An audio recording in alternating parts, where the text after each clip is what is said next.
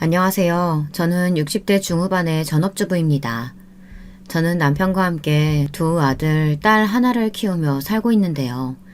지금은 모두 장성해서 집에서 독립해 제 할 일들을 하고 있습니다. 큰아들은 40이 넘었는데 30대에 결혼을 했고요. 작은아들은 30대 후반에 아직 결혼하지 않았어요. 그리고 막내딸은 이제 막 사회에 첫 발을 내디딘 사회초년생입니다. 딸은 나이가 26이고요. 신혼 초기에 아들 둘만 키우다가 늦둥이로 딸을 낳아 늦게까지 육아에 힘이 들었네요. 그래도 딸은 아들들과 다르게 키우는 맛이 있더라고요. 곱게 기른 딸이 대학을 졸업하고 바로 취업을 해서 얼마나 기쁜지 몰라요. 한데 저는 몇 년 전 제 둘째 아들을 어느 여자와 결혼시키려다가 파혼을 하고 말았어요. 그때 일만 생각하면 아직도 소름이 끼치고요. 꿈자리가 뒤숭숭합니다. 오늘 제가 드리고 싶은 이야기는 바로 저의 예비 며느리에 관한 이야기입니다. 아니 이미 파혼했으니 며느리도 아니죠. 그때는 그 예비 며느리라는 아이에게 속아 아들을 잃을 뻔했거든요. 이쯤 되면 여러분도 궁금하시지 않으신가요? 제 이야기를 듣다 보면 어쩌면 여러분들도 화가 나서 뒷목을 잡으실 수도 있고요. 소름 돋고 무서우실 수도 있을 것 같아요. 하지만 다시는 저와 같은 피해를 볼 사람이 없기를 바라며 이 사연에 빠지다의 사연을 보내게 되었습니다. 여러분, 그럼 지금부터 저의 이야기를 시작해 볼게요. 저는 60대 중반이 되기까지 살아오면서 그다지 큰 풍파가 없었다고 생각합니다. 제 부모님도 아주 평범한 분들이셨고 제 시부모님도 막상 드라마에 나오는 그런 못된 시대 부모님이 아니셨어요. 그래서 저는 시집살이라는 것을 거의 모르고 살았습니다. 저희 시부모님은 아들이 5이세요. 그래서 시어머니가 아들 5을 혼자 키우시느라 고생을 많이 하셨습니다. 저는 그 중에 둘째 아들과 결혼해 둘째 며느리가 되었고요. 시어머님은 아직 시골에 비교적 건강하게 살아 계십니다. 90세가 넘으셨는데도 아직 경로당에 다니시며 정신도 쌩쌩하십니다. 그것도 참 며느리로선 복인 것 같아요. 연세가 90이신 시어머니가 치매도 안 걸리셨고 아직 혼자서 거동도 하시는 것이 쉽지 않잖아요. 그런데 시아버지는 비교적 일찍 돌아가셨습니다. 60대 초반에 암으로 일찍 가셨어요. 그래서 저는 결혼한 지 얼마 안 되어 시아버지의 상을 치르게 되었죠. 그러고 보니 지금의 제가 시아버지가 돌아가셨던 때보다 더 나이를 먹었네요. 참 세월이 빠르긴 빠른 것 같아요. 저의 친정부모님은 지금은 두 분 다 돌아가셨지만 아버지가 퇴역한 군인이셨고 어머니는 군인의 아내셨습니다. 그래서 저는 어려서 이사를 많이 다녔어요. 어릴 적부터 아버지가 근무지를 옮기면 군부대를 쫓아 이사를 다니다 보니 친구를 잘 사귈 수 없었어요. 그래서 초등학교 때 저는 당당하게 할 말을 잘 못하는 마음 약하고 내성적인 아이였습니다. 저는 5살 위에 오빠가 있었는데요. 그 오빠가 어릴 적에 저를 짓궂은 남자애들로부터 지켜주었습니다. 오빠는 저를 굉장히 과잉보호했어요. 아버지가 군인 정신으로 동생을 잘 지키라고 틈만 나면 오빠에게 정신교육을 시키셨답니다. 군인 아버지에게 군대식으로 교육받은 오빠는 정말 군기가 어릴 때부터 바짝 들었습니다. 실제로 제가 어렸을 때 이런 일들이 자주 있었습니다. 야, 김영희, 넌 왜 이렇게 키도 작고 말랐냐? 밥 안 먹냐? 말괄량이 삐삐도 아니고 머리는 왜 그렇게 따왔냐? 아파. 잡아당기지 마. 너 두고 봐. 우리 오빠한테 이럴 거야. 오빠, 쟤 좀 혼내줘. 영호야, 도망가. 영희는 오빠 떴어. 얼른 도망가. 너 쟤네 오빠한테 잡히면 큰일 나. 이놈들이 누가 우리 영희 괴롭히고 있어. 너희들 한번 이 주먹 맛 좀 볼래? 남자 아이들이 제 머리카락을 잡아당기거나 놀리고 도망가거나 할 때마다 오빠가 나타나 그 애들을 모두 혼내주고 저 대신 싸워주었거든요. 그땐 오빠가 정말 멋있는 히어로 같았어요. 오빠가 성인이 되어서는 그때 아버지께 세뇌당했다며 우스갯소리를 했지만요. 그래서 남편이 저와 결혼을 허락받으러 오던 날도 제 친정 부모님들은 다들 가만히 계시는데 제 오빠가 나서서 반대를 했다니까요. 남편도 나중엔 그때는 아버님보다 형님이 더 무서웠다라고 고백하더라고요. 결혼하고 나서는 우리 오빠와 남편은 아주 둘도 없는 사이가 되었지만 말이에요. 서로 힘든 일 있으면 만나서 술도 한잔하고 고민을 나누는 사이가 되었답니다. 게다가 우리 아들, 딸이 태어났을 때 오빠는 정말 조카 바보가 될 정도로 기뻐했습니다. 오빠 역시 결혼해서 아이들이 있었지만 오빠의 아이들은 이미 초등학생이 되어 있었던 때였으니까요. 오빠는 조카들 보러 우리 집에 와서는 예쁘다고 안고 재워주기도 했어요. 제 남편보다도 우리 애들에게 더 헌신적이었답니다. 이야기가 잠시 딴 데로 갔는데요. 어쨌든 저는 결혼을 한 후 남편이 벌어오는 돈을 알뜰살뜰 쪽에 살림을 하고 애들을 키웠습니다. 남편은 울산에서 현대자동차를 만드는 공장에 다녔습니다. 그때 당시엔 제조업이 융성했던 때여서 남편의 월급은 우리 식구들이 모두 먹고 살 만큼은 되었어요. 그래서 남편은 애들 키우기도 힘든데 나가서 고생하지 말고 집에서 살림하고 살라고만 말해줬습니다. 저는 그게 그렇게 고맙더라고요. 다른 남편들은 애들 키우고 나면 바로 나가서 돈 벌라고 마누라를 그렇게 닥달하는 사람들도 있잖아요. 그런데 남편은 그러지 않았습니다. 우리는 좀 덜 풍족하더라도 우리 애들에게 당신 없는 집에 들어오게 하긴 싫어. 당신이 고생하는 건 집에서만으로도 족하니까 돈은 내가 벌게.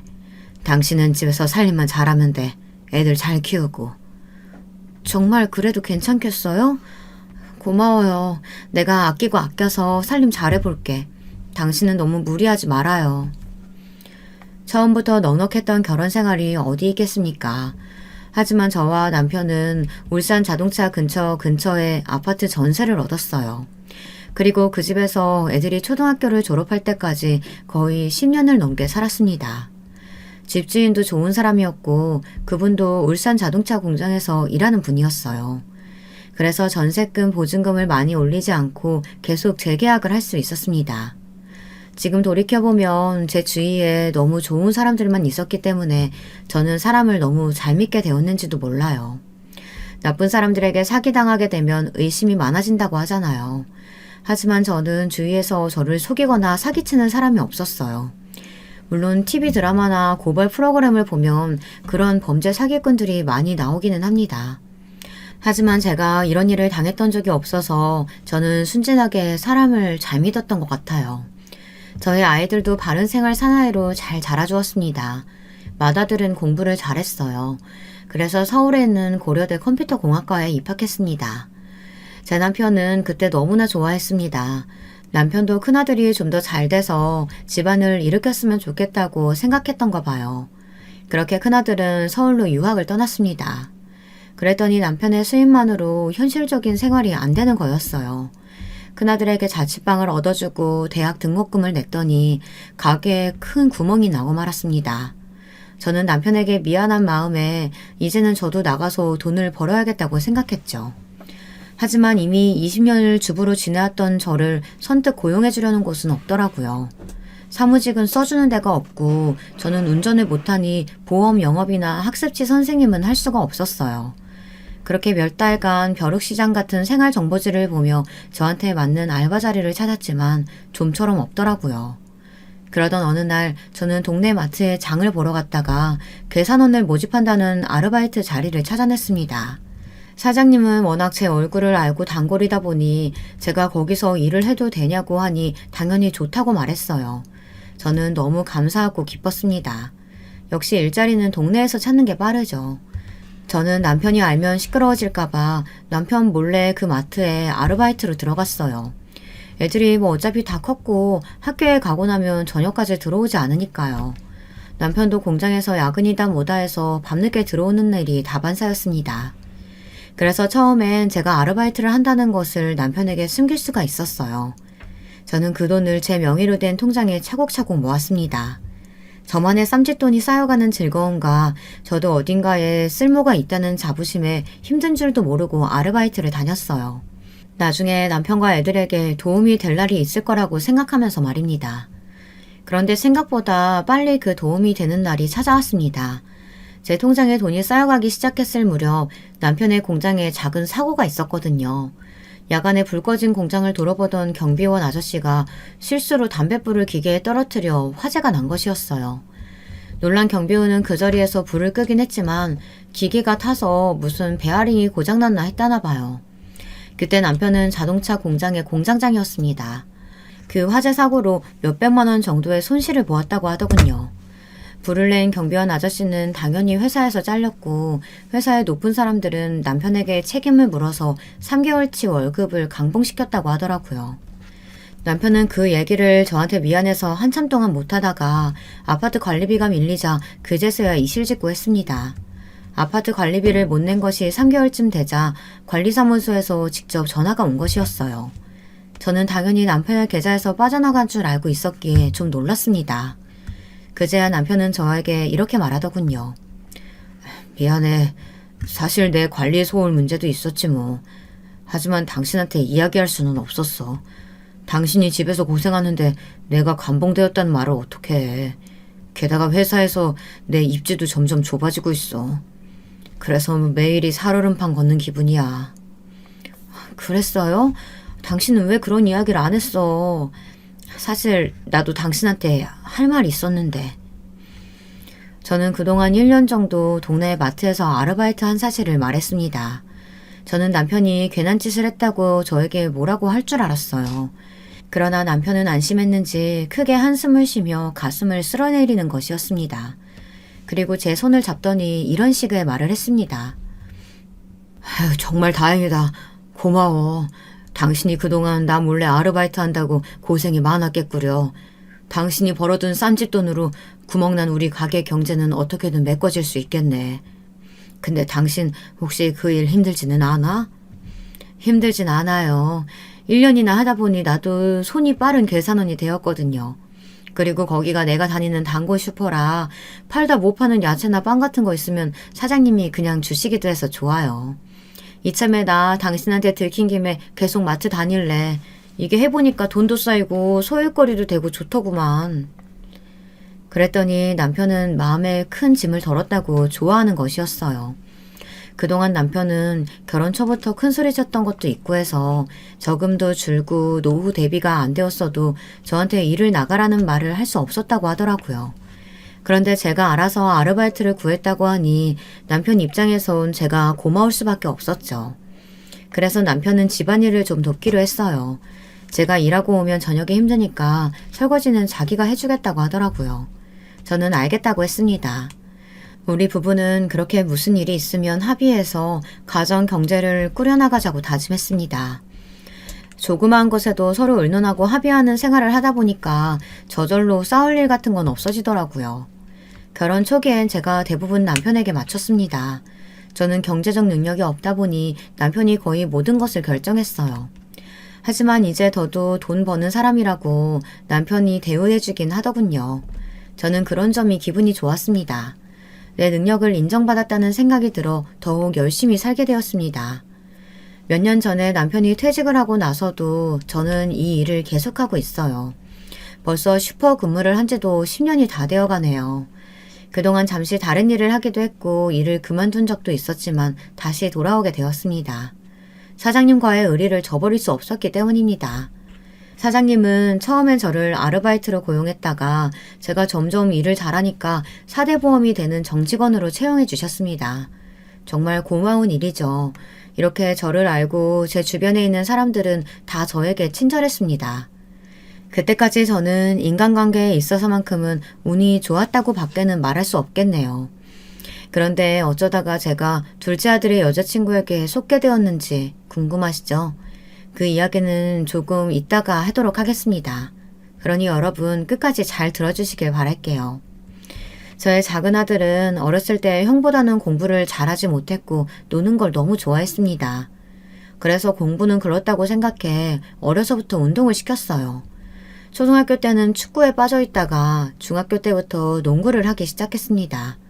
중학교 때 시작한 것 치곤 실력이 좋아서 고등학교 때도 학교 대표로 뛰곤 했죠. 그래서 저는 그 애가 농구로 대학을 갈 줄 알았어요. 하지만 둘째는 갑자기 음악을 하겠다고 하면서 밴드에 들어갔다고 해서 제 속을 좀 썩였습니다. 그것도 한창 공부를 해야 할 고등학교 3학년 때 말입니다. 저는 맨날 밴드 연습한다고 기타 사게 돈 달라고 하는 둘째 아이가 한심해 보였어요. 기타도 좋은 건 한두 푼 드는 것도 아니더군요. 뭐? 기타를 사겠다고? 그것도 일렉트릭인지 뭔지? 엄마는 허락 못한다. 정신 차려. 너 지금 고3이야. 다른 애들 다 공부한다고 난리들인데 너는 도대체 왜 이러니? 엄마, 나 다 컸어요. 내 인생은 내가 알아서 한다고요. 그놈의 공부. 이제 지겨워요. 나는 어차피 형만큼 공부를 잘하지도 못하는데 왜 자꾸 잔소리를 하세요? 형이 먹는데 갔으면 됐지. 왜 저한테까지 공부를 강요하시냐고요. 큰아들이 부모 말을 잘 듣는 온순한 아들인 반면 둘째는 예전부터 좀 자기 고집이 셌어요. 그리고 뭔가에 한번 꽂히면 주의가 안 보이는 스타일이었습니다. 그것 때문에 남편도 둘째를 훈육하려고 할 때는 애를 좀 먹었습니다. 그런 둘째 아들도 군인이셨던 제 친정아버지만큼은 무서워했지만 말이에요.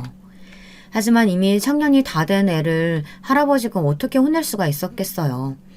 제 할아버지도 컨트롤이 안 되자 두 손 두 발을 다 들어버린 녀석이 바로 저희 둘째 아들입니다. 둘째 아들은 고등학교 졸업 후 바로 대학을 가지 않고 음악을 1, 2년 하다가 그것도 금방 때려치워 버렸습니다. 밴드 멤버들하고 마음이 안 맞는다나 뭐라나 하면서 말이에요.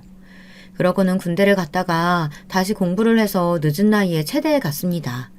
둘째가 대학교에 들어간 게 군대 제대하고 바로니까 26이었던 것 같습니다. 그리고 그 앤 30살에 대학을 졸업했습니다. 군대 가기 전에는 천방지축이더니 갔다 오니까 그래도 정신을 차렸는지 자기가 먼저 대학을 가겠다면서 수능 공부를 하더라고요. 남편과 저는 잘 됐다고 생각했습니다. 둘째 아들이 딴 마음 먹기 전에 얼른 재수학원을 등록시켜 주었습니다. 그동안 안 해서 그렇지 하면 하는 애라는 것을 둘째 아들은 자기 스스로 보여주더군요. 마음먹고 공부를 해서 한 번에 체대에 합격했고 지금은 중학교 농구 코치로 일하고 있습니다. 둘째 아들은 체육계이다 보니 처음부터 남자 아이들과 하고만 어울렸어요. 체대가 좀 군기가 세거든요. 그러니 선배들 따라 술도 많이 마시고 남자들끼리 하는 당구나 게임만 하고 살았죠. 게다가 또 둘째 아들은 늦은 나이에 대학에 들어와서 아저씨 신입생이라고 불렸다고 하더라고요. 체육학과의 남학생들이 그렇게 잘 따랐다고 하네요. 그러다 보니까 얘가 여자에게 면역이 없었어요. 조금 과장을 하자면 우리 둘째 아들은 여대 앞에는 지나가지도 못할 만큼 쑥맥이었던 것이었습니다. 지금 곰곰이 생각해보면 저는 그게 문제였다고 생각합니다. 그래서 그 애가 여자 보는 눈이 그렇게 없었던 것 같아요. 남자들하고만 어울리지 말고 골고루 여자를 사귀어봤어야 했는데 말이죠. 그랬으면 그 여자에게 속아 넘어가는 일이 없었겠죠. 저희 큰아들은 고려대 컴퓨터공학과를 나와 벤처기업을 차렸습니다. 그때 한참 게임업계가 벤처 사업으로 인기가 있었던 때였습니다. 저는 그 애가 컴퓨터공학과를 나왔으니 대기업인 삼성이나 LG에 들어갈 거라고 기대를 많이 했었어요. 하지만 그 애는 친구들과 벤처 회사를 차리더군요. 그래서 저는 내심 실망을 하긴 했습니다. 지금은 대기업 연봉보다 더 많이 벌긴 하지만요. 저도 잘 몰랐는데 그 업계는 밤낮 없이 일만 하는 곳이었어요. 처음에는 건강하고 튼튼하던 아들도 하도 밤을 새니 눈 밑에 다크서클이 지며 점점 폐인처럼 변해갔습니다. 저는 울산에 살고 아들은 서울서 회사를 다니니 아무리 제가 신경을 쓴다 해도 한 달에 한두 번 정도 큰아들의 자취방에 갔다 왔습니다. 그 애는 계속 같은 회사 사람들하고만 보다 보니 사내에서 결혼했습니다. 매일 씻지도 않고 민낯으로 만나는 여자애에게 사귀자고 이야기하고 그렇게 7년 동안 사내 연애를 하다 결혼하게 되었어요. 큰며느리는 지금은 집에서 애를 키우지만 아들 회사에서 수석 프로그래머였습니다.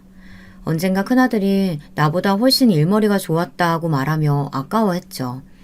애들이 조금만 크면 다시 회사로 들어오게 한다고 하더군요. 그 애들은 같은 직장을 다닌다는 공통점이 있어서인지 서로 배려도 하고 잘 사귀어서 결혼까지 꼴이나게 되었어요. 근데 문제는 둘째 아들이었습니다.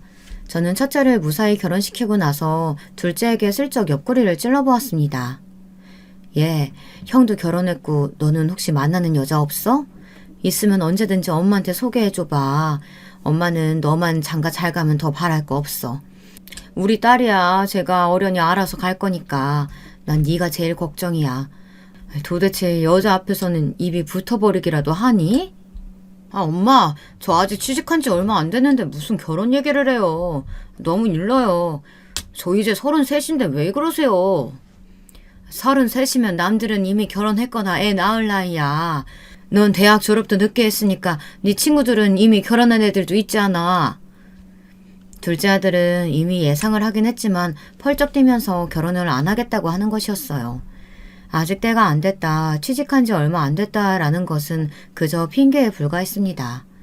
둘째 아들은 어디 가서 자기 혼자 여자를 만나 저에게 데려올 깜냥은 안 되는 것이었어요. 그런데 그런 줄만 알았던 둘째 아들은 어느 날 정말 예쁜 아이를 데리고 와서 자랑스럽게 소개시켜주는 것이었습니다. 저는 그날 둘째 아들을 다시 보게 되었다고나 할까요? 엄마, 저 엄마 소원대로 결혼할 여자친구 데려왔어요. 어때요? 여기는 채이라고, 유채이라고 해요. 나이는 30이고 지금 취업 준비 중이에요. 어머니 안녕하세요. 저는 유채이라고 합니다. 준호 오빠한테 말씀 많이 들었어요. 제가 교육행정직 1차 시험 합격했거든요. 그래서 곧 면접 볼 준비하고 있어요. 세상에 아들이 소개해준 여자는 정말 1등 신부값이 아닐 수 없었습니다. 곧 공무원이 될 여자라뇨. 그럼 얼마나 좋겠느냐고 생각만 하던 이상적인 며느리감이었습니다. 그 채이란 아이는 우리 둘째 아들이 코치로 있는 중학교에서 첫 발령을 받을 예정이라고 하더라고요. 저는 갑자기 궁금해서 예비 며느리에게 물어봤습니다. 둘이 어디서 만났느냐고요. 그랬더니 그 아이는 우물쭈물 대답을 회피하더라고요. 그 아이 옆에서 제 눈치를 슬슬 보던 둘째 아들이 대신 대답했습니다. 아, 사실 우리 동네에 도서관 하나 있잖아. 채이가 거기서 공부하는 중이었어요. 저도 시험을 보려고 책을 찾아 도서관에 갔는데 거기서 만나게 됐어요. 만난 지 한 100일 정도밖에 안 되었어요. 하지만 우리 정말 서로 사랑해요. 뭐? 100일밖에 안 됐다고? 저는 아들의 말을 잘못 들었나 제 귀를 의심했습니다. 물론 그 아이는 신부감으로는 나무랄 데가 없었어요. 하지만 저는 만난 지 100일 만에 결혼을 결정해도 되나 싶었습니다. 그야말로 번갯불에 콩 구워 먹는 그런 스피드가 아니겠습니까? 걱정스러운 마음에 저는 그 채이라는 애에게 물어봤습니다. 그쪽 집에서도 우리 둘째 아들과 사귀는 것은 알고 있느냐 말이에요. 그랬더니 그 애는 수줍게 고개를 끄덕이는 것이었어요. 저는 안도의 한숨을 내쉬었어요. 그때 그 애는 정말 놓치고 싶지 않은 며느리감이었습니다. 그래서 저는 잘 알아보지도 않고 그 애에게 아들과 결혼하는 것을 무조건 허락한다고 했습니다. 그럼 상견례는 언제가 좋겠니? 보다시피 우리 준호가 나이가 좀 많아서 나는 올해 내로 결혼을 했으면 좋겠는데 말이야. 혹시 너희 부모한테 우리 준호 인사시켜드렸니? 아니요, 아직은 못 만나 뵀어요. 오빠가 우선 어머니와 인사부터 하자고 해서요. 그런데 저 어머니 드릴 말씀이 있는데요. 결혼하면 어머니 집에 들어와서 살았으면 좋겠는데 어머니는 어떠세요? 저는 조금 의아하긴 했지만 아들만 원한다면 저는 상관없다고 생각해 흔쾌하게 허락했습니다. 물론 남편과도 의논했어야 되는 일이지만 저는 둘째 아들이 35 슬슬 노총각으로 들어서고 있는 나이였기에 마음이 급했습니다. 그래서 그 애가 어떤 여자인지 그 당시에는 중요하지 않았던 것 같아요. 제가 잘 알아보고 했어야 하는데 지금은 정말 후회하는 부분입니다. 저는 얼른 집으로 가서 남편에게 이 기쁜 소식을 전했습니다. 그렇지만 남편은 저와 다르게 마냥 좋아하지만은 않았습니다. 오히려 저에게 그 예비 며느리란 아이에 대해 꼬치꼬치 묻는 것이었습니다. 집안은 어떤 애며 어느 대학을 나왔고 교육 행정직에 합격한 걸 증명할 자료 같은 건 있는지 말이에요. 그래서 저는 하나도 모른다고 했더니 남편이 심각한 얼굴로 저에게 물었습니다. 당신은 둘째 아들을 믿어? 우리 준호가 얼빠라서 그저 얼굴만 보고 걔랑 사귀는 건지 어떻게 알아? 결혼은 아무래도 좀 신중해야 되는 것 같은데 당신이 이렇게 호들갑을 떠니 나는 좀 불안하다. 아니, 당신은 세상 속고만 살았어요? 우리 아들이 데려온 여자니까 믿어야지. 괜찮아. 어차피 상견례도 다음 주에 잡아놨으니까 그 집안이 정말 별로면 결혼 안 시킨다고 하면 돼. 뭐가 문제예요. 그리고 우리 준호 35이야. 지금 찬밥 더운 밥 가릴 때가 아닌 거라고요. 아유, 당신도 참 답답하다. 저는 신중하게 결정하자는 남편을 오히려 답답하다며 코웃음을 치고 몰아붙이기만 했습니다. 남편은 결국 저의 기세에 눌려 난 모르겠으니 당신이 알아서 해라 라고 하면서 안방으로 들어가 버렸어요. 그때 남편의 말을 듣지 못한 게 지금은 정말 후회가 되네요. 괜히 결혼이 일륜지 대사라는 말이 있는 게 아니었습니다. 여러분들도 아들, 딸들이 결혼한다고 하면 저처럼 실수하지 말고 잘 알아보고 시키시길 바랄게요. 어쨌든 그 다음 주에 저는 예비 며느리의 부모님과 상견례 날짜를 잡았습니다. 저희 가족들이 약속 장소인 울산 시내에 있는 중식당에 도착하자 그쪽 부모님들이 이미 긴장을 하고 앉아 있더라고요. 늦지 않게 나왔는데도 그 애 역시 이미 자그 부모님의 옆자리에 앉아 있었습니다. 그 애는 자기 엄마로 보이는 여자 옆에서 뭔가 이마를 찌푸리며 소곤거리고 있었어요. 제가 헛기침을 하자 그 애와 그 애 엄마는 동시에 저를 바라보더니 화들짝 놀라 귓속말을 멈추고 일어났어요. 어머, 안녕하세요.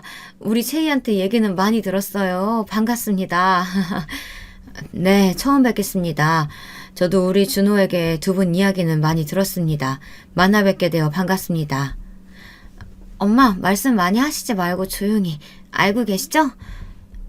그래, 알았다.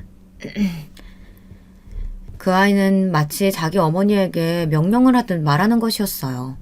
저번에 본 얌전하고 조용한 그의 이미지와 조금 달랐기 때문에 저는 속으로 놀랐습니다. 하지만 대수롭지 않게 생각했어요. 사부인 될 뿐이 평소 엄청 수다스러운 성격인가 보다 하고 그저 짐작만 했을 뿐이었어요. 하지만 상견례가 진행됨에 따라 그 애는 자기 부모를 향해 가끔 눈짓을 하기도 하고 뭔가 단속하는 듯한 분위기가 있었어요. 그리고 그의 친정 부모라는 사람들은 딸의 말에 꼼짝을 못하는 것이었습니다. 남편은 그 싸한 분위기를 영 미덥지 않은 눈으로 바라보았습니다.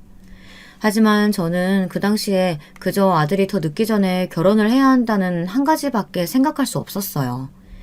그래서 처음에는 그런 예비 며느리의 수상한 말과 행동을 전혀 눈치채지 못했습니다. 물 흐르듯 막힘없이 상견례가 진행되는 와중에 유독 불편해하는 바깥사돈을 보며 남편은 의아한 표정으로 바깥사돈에게 물었습니다. 저 사돈어른, 어디 몸이라도 안 좋으신가요? 왜 그렇게 두리번거리세요? 아닙니다. 제가 잘 모르는 자리에서 좀 긴장하는 버릇이 있어서요. 저는 신경 쓰지 마시고 어서 식사나 하세요. 아버지, 시아버지 될 분한테 무례하게 그게 무슨 말씀이세요? 조용히 좀 하세요. 그래, 알겠다. 예비 며느리는 자기 부모님인데 너무 아랫사람에게 하듯 아무 말도 못하게 하고 분위기를 싸하게 만들었어요. 그의 친정 부모들은 말없이 음식만 먹었고 그 딱딱한 분위기에서 애써 밝은 척하는 건 그 애밖에 없었습니다. 저는 아들을 힐끗 보았어요. 아들은 뭔가 복잡한 표정을 짓고 있었습니다. 너무 이게 아닌데 하는 표정이라 저는 아들의 옆구리를 쿡 찔러 밖으로 데리고 나갔어요. 그리고 아들에게 추궁하듯이 말했습니다. 얘 준호야, 채희가 말이야. 원래 자기 어머니 아버지께 저런 식으로 이야기해? 말이 좀 짧은 편인 것 같아서 그래. 생판 모르는 남한테는 아주 잘하는데 제 부모한테는 좀 그렇다야. 엄마, 쟤도 긴장해서 그런 거 아닐까요? 원래 부모한테 되게 싹싹하고 잘하는 애예요. 제가 저번에 인사하러 여자친구네 집에 갔을 때는 부모님 모두 아주 인자하시고 밝으셨어요. 제 아들도 고개를 갸웃거리기는 했지만 그때는 그냥 그렇게 넘어갔어요. 어떻게 그날의 분위기만 가지고 그 사람들을 판단할 수 있겠어요. 저는 그래도 애써 넘어가려고 했지만 남편은 상견례가 끝나고 집에 와서는 이 결혼 정말 시켜야겠느냐고 말하더군요. 아무래도 좀 예비 며느리가 자기 부모님께 무례하다는 것이었어요. 혹시나 그 애가 버릇도 없고 시부모가 될 우리들을 우습게 보면서 제멋대로 굴면 어떡하냐는 것이었습니다. 저는 그런 남편에게 신경 과민이라고 말했습니다. 어쨌든 저는 그의 첫인상이 너무나 좋았거든요. 그런데 제 예비 며느리는 상견례를 마친 후 조금씩 수상한 점들이 보이기 시작했습니다. 결혼을 하면 저의 집에 들어와서 살고 싶다는 것도 사실 시부모님을 모시려는 것이 아니었어요. 그런데 그때는 그 사실을 몰랐습니다. 어느 날은 이런 일이 있었어요. 우리 아들에게 제가 슈퍼에서 일한다는 이야기를 전해 듣고 예비 며느리는 저에게 전화를 걸어 이런 말을 하더군요. 어머니 안녕하세요. 저 채희예요. 잠깐 통화하시는 거 괜찮으신가요? 난 괜찮다. 그런데 무슨 일로 전화를 다 했어, 우리 며느리가? 네, 다른 게 아니고요. 준호 씨가 그러는데 어머니가 슈퍼에서 아르바이트 하신다고 하던데 저랑 오빠 결혼하고 나면 그거 그만두실 수 있나 여쭤보려고요. 응? 그건 왜? 무슨 이유라도 있어? 제가 단번에 거절을 했어야 했는데 그러지 않으니 그 애는 저에게 본심을 말해버리더라고요. 사실 제가 교육행정직 공무원이 되면 결혼을 해도 집안일을 할 수 없을 것 같으니 저보고 일 그만두고 집안 살림을 하라는 그런 내용의 말이었습니다. 저는 왠지 떨떠름한 생각이 들었어요. 같이 산다고 하면 저는 그날 며느리랑 같이 집안일을 나눠 할 생각이었거든요. 근데 그 아이는 생각이 좀 저와 달랐습니다. 게다가 아직 우리 애랑 결혼도 안 했는데 벌써부터 이런 말을 한다는 것 자체가 좀 어이가 없더라고요. 그래서 저는 일부러 목소리를 깔고 그 애에게 말했어요. 채희야, 내가 이런 말 한다고 서운하게 생각하지 마라. 하지만 내가 너희들 뒷바라지 하기 위해서 내 일을 그만두는 일은 없을 거야. 너도 일이 5시에 끝나고 나도 6시에 끝나니까 비슷하게 집에 와서 너는 네 할 일 하고 같이 저녁 준비도 하고 그럼 된다고 생각하는데 안 그러니? 이 시애미 말이 틀리니? 어머니 정말 실망이에요. 이런 작은 편의도 봐주지 못하시나요? 준호 오빠는 결혼하면 제가 일하니까 어머니가 집안살림 다 해주시고 애기 낳으면 애도 키워주실 거라고 했는데 제가 준호 오빠를 좀 잘못 본 것 같네요. 어머니하고 그런 합의도 안 하고 있었다니. 그러더니 며느리는 무례하게 전화를 끊어버리더라고요. 끊어진 전화를 붙들고 있던 저는 뒤통수를 한 대 얻어맞은 느낌이었습니다. 남편이 예비 며느리에게 느낀 쎄한 분위기는 이런 걸 두고 하는 말이었던가. 저는 며느리가 조금씩 의심이 가기 시작했어요. 그리고 물러터진 제 아들을 만나봐야겠다 생각했습니다. 하지만 우리 아들도 바쁘고 저도 슈퍼일로 바쁘다 보니 며칠 동안 한번 말은 해야지 생각만 하고 실천에 옮기지를 못했습니다. 그동안 아들과 며느리는 주말에도 결혼 사진을 찍는다, 식장을 예약한다 하면서 집에 잘 붙어있지도 않더라고요. 모든 것을 거의 예비 며느리였던 그 애가 결정하고 우리 아들은 그저 옆에서 고개만 끄덕였다고 나중에 준호가 그러더라고요. 자기도 그 채이라는 애가 그렇게 무대포에다 말이 안 통하는 줄은 몰랐었다고요. 아무래도 그때는 자기가 모해에 씌였던 것 같다고 말했습니다. 우리 아들은 그게 사랑인 줄 알았다고 그 애는 한번 자기 멋대로 되지 않으면 팩하고 돌아서서 며칠간 냉전을 유지했다고 하더라고요. 그래서 우리 준호는 그 애가 헤어지자고 할까봐 아무 의견도 내놓지 못하고 그저 채이가 하라는 대로 고개를 기계적으로 끄덕였던 것입니다.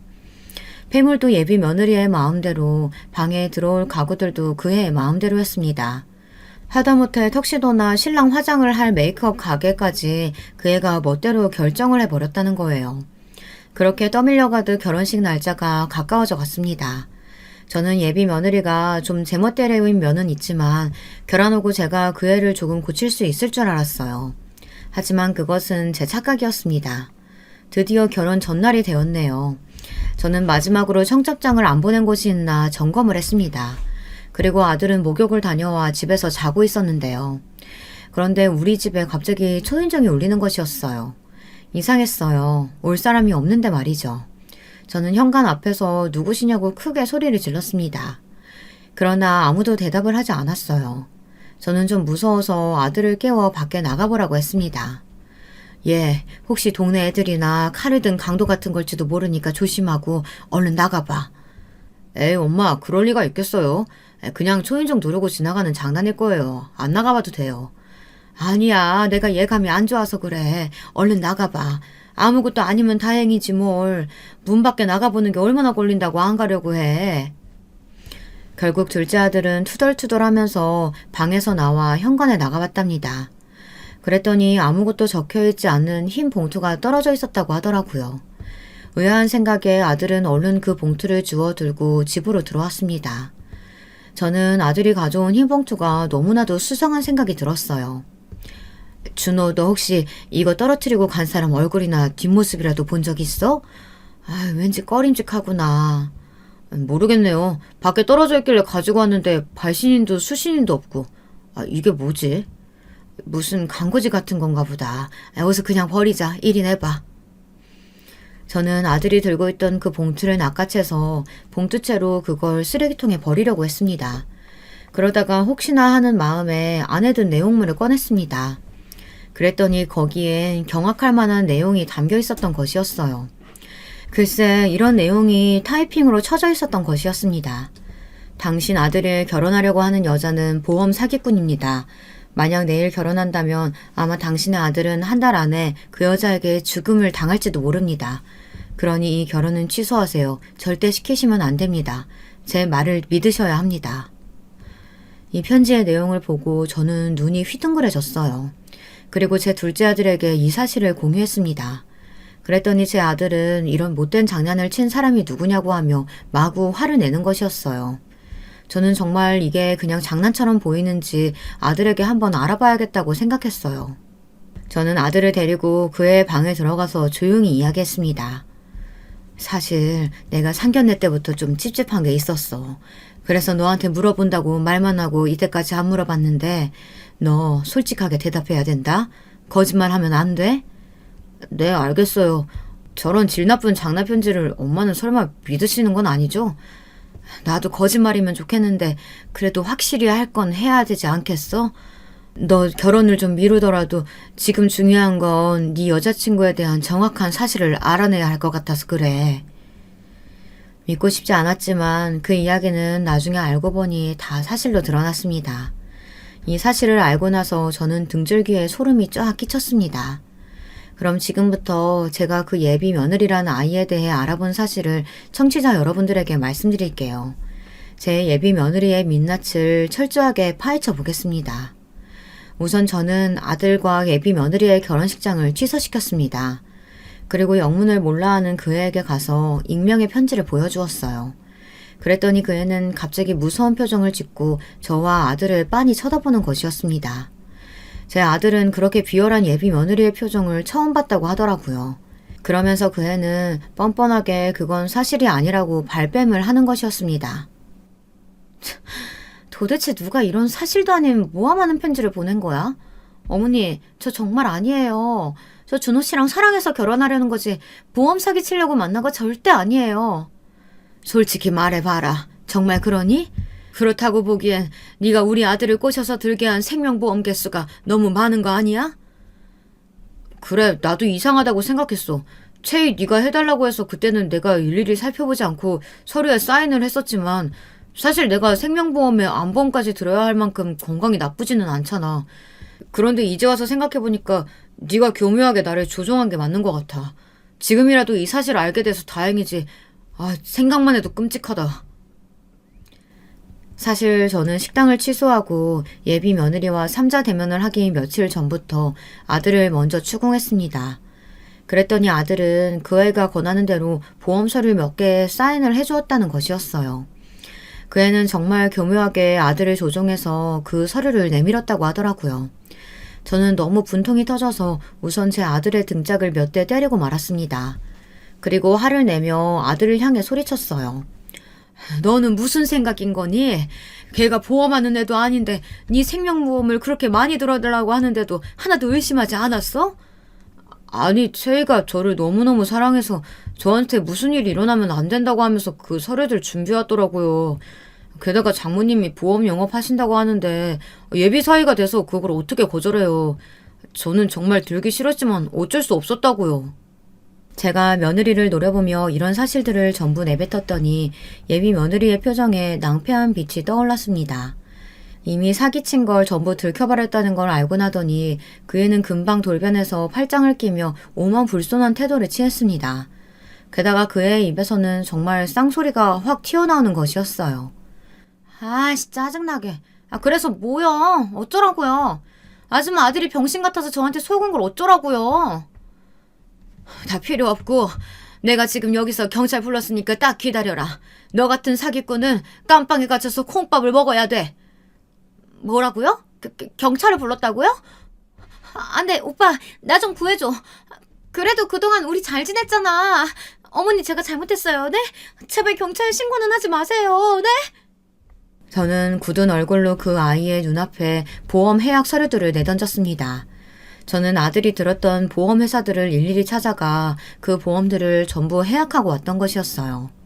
아들이 속아서 사인한 보험의 개수는 암보험, 운전자 보험, 생명보험, 하여간 모든 것을 통틀어 10개가 되더라고요. 며느리는 눈앞에 우수수 쏟아지는 그 해약된 서류들을 보더니 이제 더는 발뺌도 할 수 없음을 깨닫고 고개를 떨구었습니다. 그리고 제가 미리 불러둔 경찰들이 들이닥치자 포기해버린 건지 별다른 반항도 하지 않았어요. 그 애는 얌전히 경찰들의 손에 연행되어 순순히 경찰차에 탔습니다. 경찰들은 그 길로 그 애의 엄마를 체포하러 떠났습니다. 저와 둘째 아들은 그제야 안도의 한숨을 내쉬었어요. 다행이다, 준호야. 너 저런 무서운 애랑 사귀었던 거야. 무슨 일 안 당하기 전에 이 결혼 취소해서 다행인 줄 알아. 응? 다음부터 여자 사귈 땐 무조건 뭐 하는 애인지 다 알아보고 사겨. 알겠니? 알았어요, 엄마. 정말 어이가 없네. 모녀가 둘 다 사기꾼이었다니. 너무 무섭다. 저와 아들은 둘 다 몸서리를 치면서 멀어져가는 경찰차의 뒷모습을 바라보았습니다.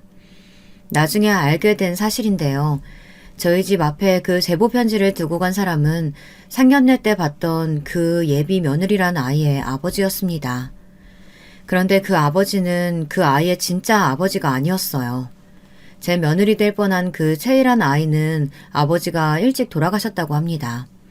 그래서 어릴 때부터 그 애의 엄마가 보험 영업을 하며 그 아이를 키웠는데요.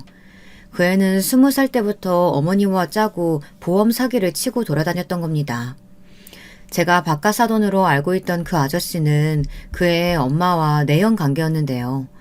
그 상견례 때 계속 마려운 표정을 하고 있었던 것도 양심의 가책을 받아서였던 것 같습니다. 대졸이었다는 것도 교육 행정직에 합격했다는 것도 그 애의 나이도 당연히 다 거짓말이었죠. 알고 봤더니 그 애는 대학은커녕 공부하러 도서관에 다닌 적도 없는 애였습니다. 그러다 제 아들을 사기의 타겟으로 삼고 나서부터 마을 도서관에서 공부하는 척을 했다고 하더라고요. 그 깜찍한 년이 글쎄 제 아들이 그 도서관에 나타날 때마다 자주 마주치며 캔커피를 준다든지 가방을 놓아준다고 환심을 샀던 모양이었습니다. 제 바보 같은 아들은 그 애의 거칠의 친절을 진짜로 믿고 홀딱 빠져버린 것이었고요. 여러분 정말 소름이 끼치지 않으신가요? 저는 나중에 이런 경찰의 설명을 듣고 머릿속이 하얘지는 것이었습니다. 우리 아들이 정말 그것이 알고 싶다에 나올 뻔하지 않았습니까? 제 인생에 어떻게 이런 일이 일어났는지 정말 믿을 수가 없었어요. 제 손으로 그 애를 경찰서에 넘기고 나서도 저는 밤에 무서워서 잠을 못 잤습니다.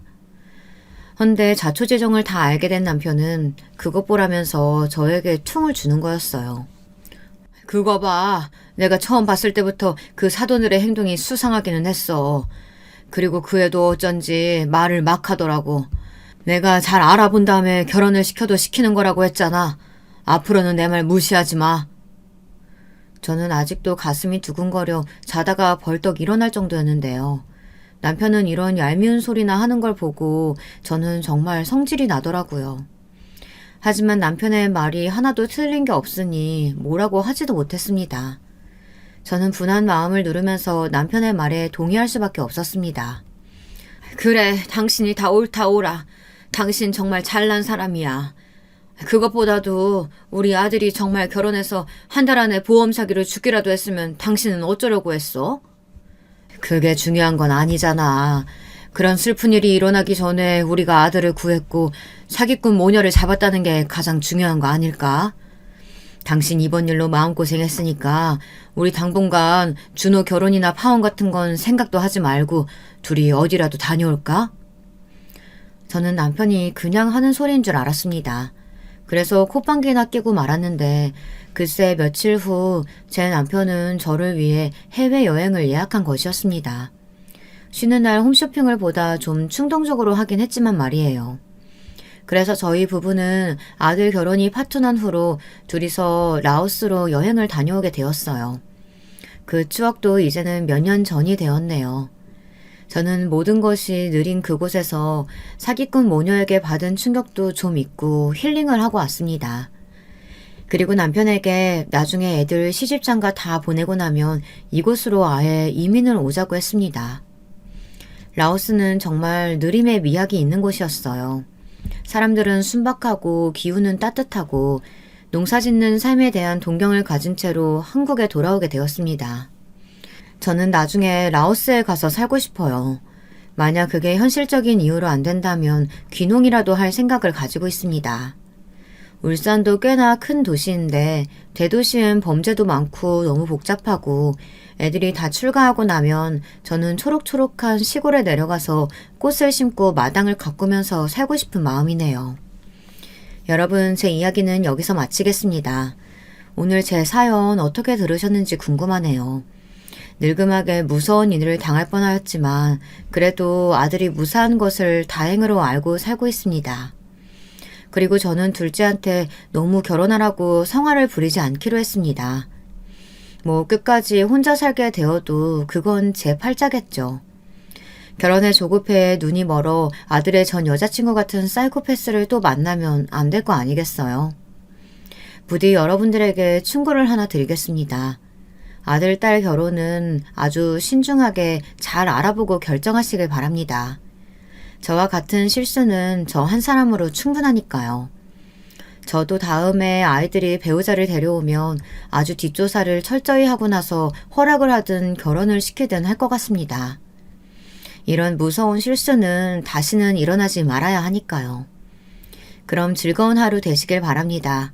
긴 글 읽어주시느라 수고하셨습니다. 감사합니다. 안녕하세요. 여러분들은 살면서 가족들이 속썩이거나 힘들게 한 경험 혹시 있으신가요? 저는 가족이란 이름 때문에 정말 많은 세월 고통받고 살아온 사람인데요. 이런 제 경험담 여러분들에게 들려드리면 혹시 도움받으실 분들이 있을까 싶어 사연을 남겨봐요. 부족한 글솜씨이지만 도움되길 바라는 마음으로 시작해볼게요. 먼저 저는 앞서 말씀드렸듯 허구한 날 사고치는 남동생과 오빠에 끼어 어린 시절을 보내다 왔는데요. 저희 오빠와 남동생을 한마디로 말하면 그냥 철없는 사고뭉치였어요. 둘이 모였다 하면 도둑질하고 약한 애들 놀리고 괴롭히고 학교를 뒤집어 놓는데 그걸 수습하는 건 제 몫이었죠. 도둑질하면 어떻게든 물건 찾아 제자리에 갖다 놓고 약한 애들 괴롭히면 달려가 선생님을 크게 부르고 근데 이것도 한계가 있더라고요. 둘 다 머리가 커지니 제멋대로 날뛰기 시작하는데 남동생은 제가 누나인데도 불구하고 네가 뭔데 까부냐는 식으로 대했고 오빠도 별다를 거 없었죠. 아휴, 정말 쟤들 때문에 집안 조용할 날이 없구나 없어. 두 형제 때문에 골이 아픈 건 부모님도 마찬가지였어요. 한숨을 달고 사셨던 부모님도 언젠간 너무 화가 나서 자식만 아니면 내다 버리고 싶다는 푸념까지 늘어놓으시곤 했습니다. 하지만 저는 저 나름대로 부모님을 향해 나름의 애환이 있었습니다. 차라리 부모님께서 엄하게 잡아주신다면 둘 다 덜 엇나갈 것 같은데 그저 두 사람을 늘 부드럽게 타이르기만 하셨거든요. 심지어 돈까지 쥐어주시면서요. 얘들아, 제발 말 좀 들어라. 엄마가 이렇게 부탁할게. 이런 식으로 부탁과 애걸 복걸만 하시니 나중엔 오빠와 남동생 둘 다 부모님의 이런 수법을 이용해 외려 더 악질로 변하더라고요. 그런 모습을 모두 지켜보았던 전 이렇게 생각했죠. 나라도 단단히 두 사람을 바로잡지 않으면 저 두 사람이 나중에 교도소를 들락거리겠구나. 그래서 분명 어렸을 때만 해도 겁 많고 유순했던 제 성격이 억세고 강하게 변한 건지도 모르겠어요. 남편을 만났던 계기 역시 제 성격과 연관이 있는데요. 사회생활을 할 때도 저는 별명이 철의 여인이었어요. 우스갯소리이긴 한데 성격이 딱딱하고 웬만해선 감정을 잘 드러내지 않는 성격이다 보니 동료들이 그런 별명을 붙여주었더라고요. 당시 저희 회사엔 무서운 상사가 한 명 있었거든요. 저를 빼고 모든 동료들이 그 상사한테 한번 혼나면 주눅이 들거나 눈물을 흘리는 사람들도 대다수였는데 저만 아무렇지 않아 했어요. 그 이후론 그런 별명이 더 사내에 돌게 된 거죠. 그런데 그때 저와 비슷하게 말이 별로 없고 일만 잘 처리하는 남자 사원이 한 명 있었는데 그 사원의 별명 역시 철의 남자였습니다. 그 사람은 성격이 좀 차분하고 그다지 감정적으로 행동하는 사람이 아니었죠. 생각하는 것도 행동하는 것도 로봇같이 보일 때가 많았으니까요. 그래서 그런지 인기는 별로 좋지 않았지만 저에겐 왜인지 호감형으로 다가왔어요. 왠지 저 사람 알아가면 갈수록 괜찮은 사람이겠다라는 생각이 들면서 사람이 궁금해지더라고요. 그리고 저는 그 결심을 바로 행동으로 옮겼죠. 제가 먼저 대시를 한 거예요. 지금 생각해도 웃긴데 여느 때와 같이 업무 처리를 하는 와중 느닷없이 다가가 오늘 저녁에 나랑 영화 볼래요? 하고 물은 겁니다. 저도 참 직설적이죠. 좀 로맨틱하게라도 말하던가 생뚱맞게 영화표 주며 보자는 제안이라니. 거기다 말투도 은근 강압적이었어요. 근데 거기에 그 사람도 조용히 고개를 끄덕이며 응하더군요. 그렇게 첫 데이트가 이루어졌어요. 알고 보니 그도 저에게 호감이 있었고 그 기간은 꽤 오래되었다고 하더군요. 하지만 정작 당사자인 전 전혀 그간 눈치채지 못했으니 아마 먼저 대시하지 않았다면 한 세월을 기다렸을 거예요. 아니면 이루어지지 못했거나요. 아무쪼록 저희는 이어졌습니다. 네, 그리고 결혼이란 단계까지 차근차근 밟아나갔죠. 다소 감정 표현에는 서투른 저희 두 사람이었지만 저희도 여느 연인들처럼 싸우기도 하고 그러다 다시 화해하기도 하며 질펀한 연애의 과정을 거쳤어요. 그런데 다른 점이라면 그 사람이 감정적인 편이 아니다 보니 넘지 말아야 할 선은 넘지 않았고 또 이해할 수 있는 면은 충분히 이해해 주려고 했던 게 좋은 관계로 이어진 것 같아요. 게다가 제 남편, 말수는 없지만 한번 내뱉은 말은 책임감을 가지고 반드시 이행하는 사람이기 때문에 가정을 꾸린다면 분명 다른 곳으로 눈 돌리지 않을 사람이라는 걸 확신했어요. 역시나 저희 부모님도 그 면을 좋게 봐주셨던 것 같고요. 우리 정은이 오빠한테 치이고 동생한테 치이고 얘가 어린 시절부터 아주 고생이 많았어요. 잘 부탁해요. 남편도 저희 어린 시절 일대기야 잘 알고 있었기에 저희 부모님의 부탁 어린 말을 듣곤 걱정하지 마시라고 자기가 잘하겠다고 그러더군요. 참 든든했습니다. 그런데 저희 부모님 뵙는 자리가 끝나니 시댁 부모님 뵙는 자리가 다가왔는데 긴장하지 않는 척 했지만 은근히 긴장이 되더라고요.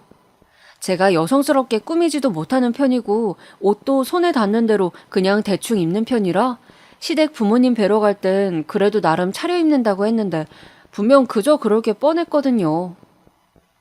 그래서 혹시나 안 좋게 비춰지면 어쩌나 하고 걱정을 많이 했어요. 근데 시부모님 뭐랄까요? 남편의 부모님답게 성격이 굉장히 깔끔하시고 점잖으신 분들이더라고요. 두 분 다요. 만나 뵙는 자리에서 저를 배려해 주신 건지 별다른 사적인 질문들을 많이 하지 않으셨고 신혼집이나 미래 계획 정도를 물으셨는데 1시간 만에 이야기가 끝이 났어요. 너무 후다닥 끝나 마음은 편했지만 가족 간의 만남보단 마치 업무 미팅을 하는 기분이었죠. 저기 나 마음에 들어 하신 거는 맞지? 그럼 자기 무척 좋게 보신 거야. 원래 엄마 아빠 두 분 다 말씀이 많지 않으셔. 그래서 저는 나와서도 남편을 채근하며 이런 질문을 많이 했던 것 같아요. 저도 성격이 워낙 단순한 편이니 알겠다 하며 집으로 돌아왔고요. 남편이나 남편 부모님이나 비슷한 결을 가진 사람이구나 생각하니 마음이 편했어요.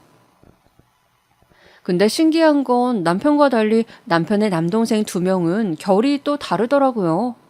마치 저희 집처럼요. 남편한텐 2명의 남동생이 있었는데 2명 다 만나보니 굉장히 쾌활하고 밝은 성격이었어요. 기본적으로 장난기가 많고 친화력이 좋은 스타일이었죠. 형, 나는 형 평생 장가 못 갈 줄 알았는데 하며 웃는데 저도 모르게 따라 웃게 되더라고요. 남편이 어쩐지 남동생들한테 말로 지는 느낌이었거든요.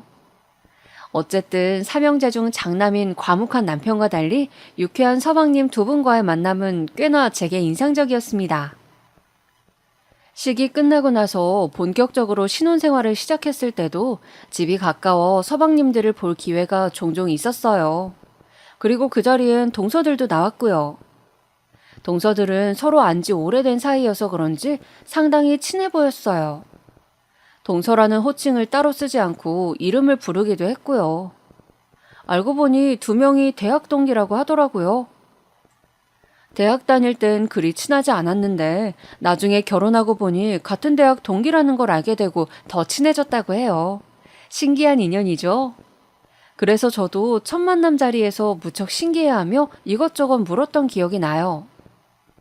근데 그런 동서들의 태도가 조금씩 변하기 시작했던 건 아마 처음 맞이하는 명절 때부터였을 거예요. 그날 익숙하게 부엌에서 일을 하는 동서들을 도와 전도 부치고 음식 만드는 것도 돕기 시작했는데 큰 동서가 유독 예민하게 굴더라고요.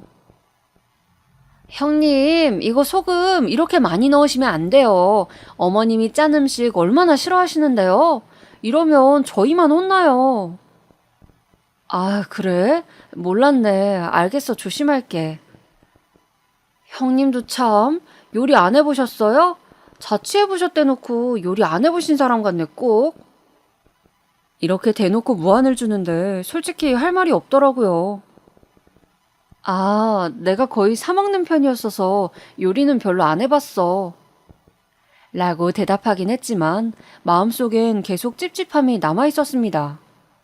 아무리 음식 맛에 예민해도 그렇지 뭘 저렇게까지 말하나 싶어서요. 그래도 뭐 이해했어요. 작은 동서가 와 그러길 원래 큰 동서가 음식 간 맞추고 하는 걸 되게 중요시 생각하는 사람이라고 하더라고요. 그러니 그럴 수 있겠다 생각하고 넘어갔죠. 근데 여기서 일이 끝나지 않았어요. 저녁 식사를 하고 상을 치운 후 간단히 과일을 먹는 자리가 있었는데요. 마침 동서 두 명이 같은 대학을 나왔다고 들었기에 대학 이야기를 이어가고 있었는데 갑자기 동서들이 저한테 대학을 어디 나왔냐고 묻더라고요. 아, 나는 서운대학교 나왔어. 네? 아, 진짜요? 아, 형님, 거기 지방에 있는 대학 맞죠? 서울 아니고요. 그렇지. 아, 그렇구나. 나는 또 아주버님이 데려오신 분이라 형님도 엄청 좋은 학교 나오신 분인 줄 알았어요. 아, 그런 게 뭐가 중요해. 형수님 미모면 뭐 중졸이라도 상관없을 것 같은데? 안 그래, 형? 아유, 그래도 아주버님은 유명한 대학 나오셨잖아요. 형님 나오신 곳이랑은 레벨이 다르긴 하죠. 서방님들이 애써 분위기를 띄워주긴 했지만 동서의 말은 어딘지 이상했습니다. 사실 제가 나온 지방의 대학교, 그래도 저희 지역 아이들은 무척 가고 싶었던 학교 중 하나였거든요. 동서들은 서울에서 태어나 자랐다고 하니 모를 수도 있겠다 싶었지만 저희 지역 나온 학생들이라면 다 아는 곳이었어요. 나름대로 제가 나온 대학교에 자부심이 있던 저로선 조금 기분이 상해 열심히 설명할 수밖에 없었죠. 근데 두 사람은 들은 척도 안 하며 그냥 네만 하더라고요. 아무튼 이날 두 동서들 때문에 기분이 상당히 잡쳤습니다. 그런데 이때부터 시작이었어요. 이걸 제 약점이라고 생각이라도 한 건지 동서들이 은근슬쩍 비꼬기 시작하더라고요. 어느 날 제가 동서들과 서방님 만나는 모임에 나가 맥주를 한잔하고 있었을 때 남자들이 나가니까 대뜸 그러는 겁니다. 형님, 제가 남편한테 들었는데 형님이 먼저 고백하셨다면서요? 아, 대시? 응, 대시는 내가 먼저 했어. 영화 보러 가자고 엄청 멋없게 했지. 아, 그랬구나, 역시. 그래도 사귀자는 고백은 남편이 했어. 남편이 나한테 먼저 호감을 갖고 있었다고 하더라고. 아유, 설마요. 어? 그럴 리가. 아주버님 같은 분이 형님을 먼저 좋아했다고요? 그냥 아주버님 하는 말 너무 액면 그대로 받아들이신 거 아니에요? 남자들 원래 고백할 때 그런 멘트 많이 써요. 아니야, 진짜야. 이 친구도 나한테 그렇게 말했는걸? 나한테 어떻게 데이트 신청할지 6개월도 넘게 고민했다고. 근데 동서, 아주버님 같은 분이 나를 이라니. 뭐 우리 남편에 비해 내가 너무 아니라는 얘기인가? 동서 장난인 거 알겠는데 그러지 마. 그러다 내가 진짜 오해라도 하면 어쩌려고. 그런 말 하는 거 아니야. 오해요? 형님, 저는 솔직하게 말씀드린 건데요. 사실 아주버님이 워낙 스펙도 뛰어나시고 외모도 출중하신 건 맞잖아요. 집안도 괜찮고, 아니에요? 그럼 형님은 형님이 더 낫다고 생각해요? 아니, 누가 낫다기보다는, 아니, 그런 걸 꼭 따져야 하는 건가? 듣자 하니 좀 기분이 나쁘네. 무슨 일이야? 그때 다행히 남편이 들어와 적절한 타이밍에 이야기를 끊어줬으니 망정이지. 안 그랬다면 시시콜콜한 말싸움으로 번졌을지도 모르는 일이에요. 대체 왜 누가 못났고 나은 걸 따지는 건지, 제 앞에서 그런 말을 하는 심보는 뭔지 이해도 안 됐을 뿐더러 당하고 나니 어처구니가 없더라고요.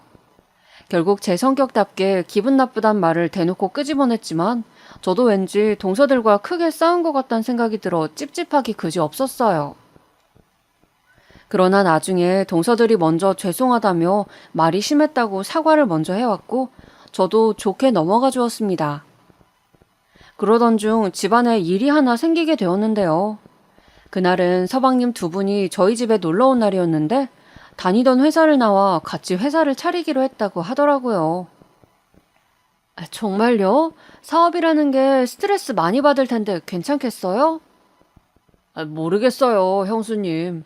그래도 뭐 한 번은 도전해봐야죠. 안 하면 평생 후회할 것 같아서요. 그래요. 이왕 하는 거 잘 될 거예요. 열심히 해봐요. 저는 그때 진심으로 잘 되길 응원했고 실제로 잘 되었을 땐 제 일처럼 축하해줬어요. 옆에서 지켜보진 못했지만 남편 통해 서방님들이 고생하고 있는 걸 들었고 몇 번 얼굴을 볼 때마다 정말로 고생하는 티가 팍팍 났었거든요. 어떤 날은 저한테 농담 삼아 형수님 저 소주 좀 사주실래요? 회사가 망할 것 같아요 라며 투정도 부렸고요. 근데 그 노력이 결실을 맺었다고 하니 당연히 다행스럽고 기뻤습니다. 문제는 동서들이었어요. 사업이 잘 되면서 동서들의 어깨가 하늘 높이 올라간 것이죠. 사실 서방님들이 저희 남편에게도 같이 사업을 하자고 권유를 했지만 남편은 지금 다니는 회사가 안정적이라는 이유로 거절을 했거든요. 근데 동서들은 그걸 콕 집어 이야기하곤 했어요. 어머 형님 어떡해요. 형님만 득을 못 봐서. 그러니까 저희 남편이 하자고 했을 때 같이 하시지. 근데 어쩔 수 없지 뭐. 이미 지나간 일이잖아. 그래도 우리 남편 지금 다니는 회사에 만족해. 만족이야 하시겠죠. 근데 저희들이 괜히 죄송스러워 그러죠. 어? 동서들이 왜? 아니 그렇잖아요. 아주버님이 장남인데 동생들이 잘 됐으니까요. 아휴, 어머님도 어제 그 말씀 하시던데 제가 고개를 못 들었다니까요. 나라도 어떻게든 그때 아주버님도 같이 하라고 권유했어야 하나 봐요. 이런 식의 말들이 명절날 수도 없이 날아왔어요. 그것도 가끔은 남편 앞에서도 그런 입방정을 떨더라고요. 나중에는 서방님이 그만해 왜 안 해도 될 말을 굳이 해라며 막았지만 동서들이 일부러 그러는 게 눈에 빤해 속에서 화가 부글부글 끓어올랐어요. 저희가 먼저 질투라는 감정을 드러낸 것도 아닌데 왜 먼저 나서서 있는 척을 하는 건지, 잘 나간다는 유세를 그리도 떨고 싶은 건지, 그런 동서들의 태도가 너무 저급해 보이더라고요. 거기다 남편은 남편대로 자존심이 상했을 것 같아 신경이 쓰였죠. 그래도 워낙에 무던한 성격이라 그런지 한번 슬쩍 물어봤는데 다행히 별 타격을 입지는 않은 것 같더라고요. 뭐 그렇게 말할 수도 있지. 난 신경 안 써. 사업이라는 건 잘 되다가도 안 될 수 있는 거잖아. 나는 안정성이 제일 중요한 사람이라 별로 모험을 하고 싶진 않아.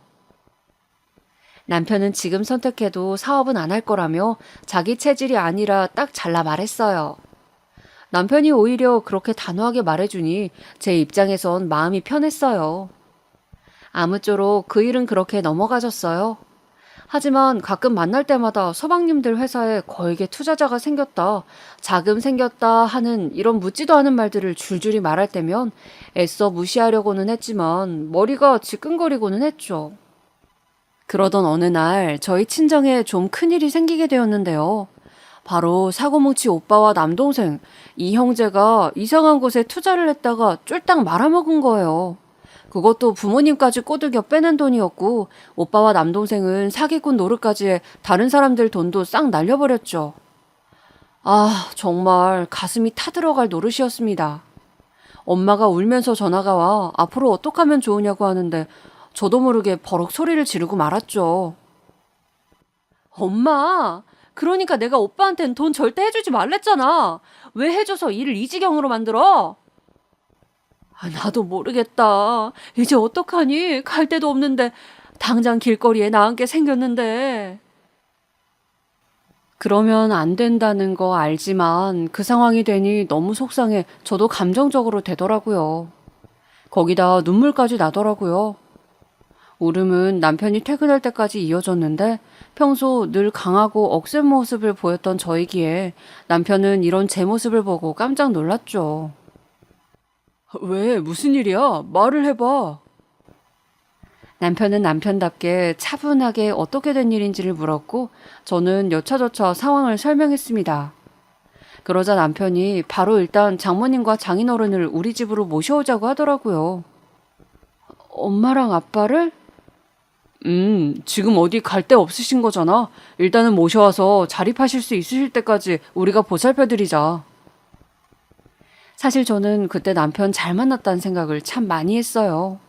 너무 고마웠죠. 자기 집 일도 아니고 저희 집 일에 그렇게 발벗고 나서주는 결정이 쉬운 건 아니잖아요. 근데 남편은 일말의 망설임도 없이 먼저 저희 부모님을 집으로 모시고 오자고 했고 그렇게 저도 부담 없이 친정 부모님을 당분간 모시고 살 수 있게 되었어요. 친정 부모님은 오시자마자 남편 볼 면목이 없다며 미안해하셨지만 남편은 괜찮다며 편하게 있다 가세요 장모님 장인어른 하고선 듬직한 면모를 보여주었습니다. 엄마도 집안일이라도 거들면서 남편 뭐 하나라도 더 챙겨주려 했고요. 하지만 이런 제 사정은 누구에게도 알리고 싶지 않아 입을 꾹 다물었어요. 직장에서도 티내지 않고 조용히 다니고 있었죠. 하물며 가까운 제 친구에게도 말하고 싶지 않았어요. 부모님이 오빠와 남동생 말에 속아 쫄딱 망해 우리 집에 들어와 있고 오빠와 남동생은 교도소 갔다는 게 솔직히 말하면 누군가한테 말하기 조금 창피하더라고요. 근데 이런 제 사정을 우연히 서방님이 알게 되었어요. 남편을 잠시 만나러 왔다가 저희 부모님을 보고 놀란 거죠. 안녕하세요. 식장에서 본 엄마의 얼굴을 기억하고 있던 서방님은 급히 인사를 했고 엄마도 잠깐 놀러 왔다고만 말을 했는데 엄마의 짐이 집에 있고 한 걸 보니 서방님도 무언가 눈치채셨는지 남편에게 슬쩍 물어봤나 봐요. 남편은 동생이니 괜찮겠지 싶어 말을 한 모양이고요. 허나 사람 입이 얼마나 무서운지 여기서 새삼 느끼게 되었는데요. 동서가 이 일을 알게 된 이후론 시댁에까지 이 일이 알려지게 된 겁니다. 동서들은 신이나 제 집안일을 입에 올렸고요. 그날은 어머니 생신날이었는데요. 저를 보자마자 어머 형님 괜찮으세요? 요즘 많이 수척해지시긴 하셨네요. 고생이 많죠? 아니야 괜찮아. 아휴 아니 사돈 어른은 괜찮으시다니? 언제까지 집에 있으시는 거니? 네, 지금 많이 좋아지셨어요. 아마 당분간은 같이 생활해야 할 것 같아요. 참, 어쩜 일이 그렇게 됐다니. 평소 별 말씀 없으셨던 시부모님도 이 일은 신경이 쓰이시는지 한숨을 푹 쉬더라고요. 은근슬쩍 자기 아들이 고생할까봐 걱정이 되는지 제 남편을 따로 불러 괜찮냐 물어보기도 하고요. 덕분에 저는 집에서 군 식구 눈칫밥 먹는 존재가 된 느낌이었습니다. 저희 사고뭉치 두 것들 때문에 그리고 그걸 무기 삼아 공격하는 동서들 때문에 말이죠. 동서들은 꼭 이 일을 입에 올려 걱정해두는 척 안부를 물으며 안 됐다는 말을 하곤 했습니다. 그것도 꼴보기 싫은데 거기다 시부모님까지 이제 한편이 되어 언제 저희 부모님이 나가시는지 노골적으로 물으시고요.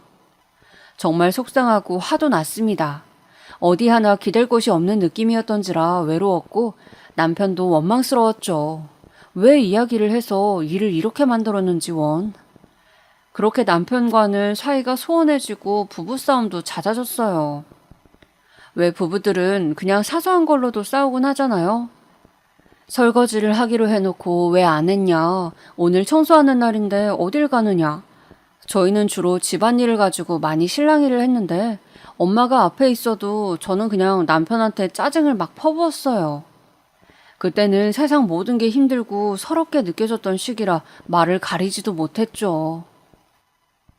당신 무슨 약속을 나가? 오늘은 엄마랑 저녁 먹으러 나가기로 했잖아. 아, 내가 말하는 걸 깜빡했네. 오늘 친구랑 선약이 있었어. 선약? 무슨 선약? 선약이 가족 모임보다 중요해? 아휴, 뭐가 더 중요한 게 아니고 깰 수 없는 선약이니까 그렇지. 당신 말투가 도대체 왜 그래? 내가 뭐 잘못한 거 있어? 내 말투가 뭐가 어때서? 평소 침착하고 흥분하지 않던 남편도 저에게 조금 실망했는지 이런 사소한 일로 다투게 되었고, 나중엔 제가 먼저 다가가 사과하고 풀긴 했지만 어쨌거나 저대로 미안함이 남더라고요. 그래서 그때부턴 저도 감정을 잘 추스르고 그 어디에도 귀 닫고 원래 저대로 삶을 살기로 했어요. 원래 있던 회사 일에 열중하면서 남편과도 최대한 갈등 없는 삶을 이어가기로 한 거죠. 남편도 제 마음을 알아준 건지 먼저 화해를 요청했고 친정 부모님이 독립하실 수 있는 자금까지 마련해 주었습니다. 그땐 남편에게 너무 고맙고 미안해 제대로 말도 못하고 눈물만 흘렸습니다. 당신 부모님이면 내 부모님이기도 해. 울지 마. 외려 남편은 이런 넓은 마음으로 저를 안아주었습니다. 그런데 그렇게 천천히 가정의 평화를 되찾고 있을 무렵 동서들에게서 집들이를 한다고 연락이 온 겁니다. 오랜만에 온 연락이었는데 받자마자 어딘지 불길한 느낌이 들더라고요. 형님, 저희가 이번에 이사를 갔잖아요. 형님께서도 오시면 좋을 것 같아서요. 어머님도 아버님도 다 모셔놓고 할 거니까 꼭 오셔야 돼요. 아, 그래 알겠어. 네. 아, 그리고 집들이 선물은 안 사오셔도 돼요. 받은 게 많아서요. 저야 동서들의 집들이 초대가 달갑지 않았지만 그렇다고 안 갈 수도 없었어요. 선물은 뭘로 할까 고민하다 괜히 이상한 선물 들고 왔단 얘기는 듣기 싫어 고급 와인을 한 병 들고 갔죠. 작은 동서가 와인을 가끔 마신다는 이야기를 들은 적이 있었거든요. 그렇게 이사간 집에 들어서니 동서는 거의 융 드레스 같은 걸 입고 화려한 장신구들을 잔뜩 단 채 저를 맞이하더라고요. 멀리서도 그 장신구들의 빛이 너무 눈부실 정도였습니다. 거기다 집안 곳곳엔 그림이 담긴 액자들이 있었는데 인사치레로 제가 멋있다고 하니 그래요? 역시 제 안목이 괜찮았나 봐요 하며 잔뜩 허영심을 뽐내더군요. 형님, 근데 집들이 선물로 와인 사오셨네요. 어머, 너무 센스 좋으시다. 고마워요. 잘 마실게요. 괜히 부담드린 거 아닌지 모르겠어요. 부담은 무슨, 동서가 좋아한다니까 다행이네. 동서는 기분이 좋은지 시부모님이 있어 그런지 다행히 집들이 선물도 꼬투리 잡지 않고 지나갔고요. 그리고 와인을 함께 마시며 오랜만에 대화다운 대화를 하고 집에 갈 무렵이었는데요. 갑자기 술에 약간 취한 것 같은 작은 동서가 큰 동서를 어느 방으로 부르더니 둘이서 뭔가를 속닥거리더라고요. 그냥 하는 대화라면 신경도 안 썼겠지만 제 이름이 중간중간 들리는 것 같아 가까이 가 듣게 되었어요. 대화의 내용은 상당히 충격적이었습니다. 오늘 큰형님 입고 오신 옷 보셨어요? 저 정말 쪽팔려 죽을 뻔했다니까요. 밖에서 안 만났으니 망정이지 도대체 무슨 정신으로 저런 시장 옷을 주워 입고 다니는 거예요? 동서도 나랑 똑같이 느꼈구나? 나도 그랬어. 무슨 재활용품에서 주워온 것 같더라니까. 내가 지적하려다가 동서 집들이고 하니까 겨우 참았잖아. 아유, 지적해주지 그러셨어요. 전 진짜 지방대 출신 형님 예전부터 쪽팔렸는데 저렇게 옷 막 입고 남의 집 집들이 오는 거 보니까 앞으로는 상종도 하지 말아야겠어요. 우리가 형님 대접해주니까 더 나대는 것 같다니까요. 그러니까 말이야. 앞으로는 선을 그어줘야겠어. 같은 사람이라도 급이 있는 건데 저런 사람과 같은 며느리 취급받는 거 불쾌해 죽겠어. 거기다 아까는 김치 국물도 막 흘리며 먹던데 진짜 못 배운 거 티내는 것도 아니고. 형님도 보셨어요? 콩가루 집안인데 당연히 그런 걸 제대로 교육받았을 리가 없죠. 젓가락질도 이상하게 하는 거 알아요? 듣는 내내 온몸에 소름이 돋았습니다. 뚫린 입이라고 막 내뱉으며 킬킬대는 동서들을 보니 완전 유치원생들이 따로 없더라고요. 저는 부글부글 끓어오르는 화로 머리가 어질거리는 걸 느꼈습니다. 저는 조용히 문을 닫고 동서들에게 다가가 말했죠. 지금 뭐 하는 짓들이야? 어머, 형님 왜요? 다 들었어. 그러니까 모르는 척 마라. 근데 이것들은 사람이 아닌 건지 부끄러워하는 기색조차 없더군요.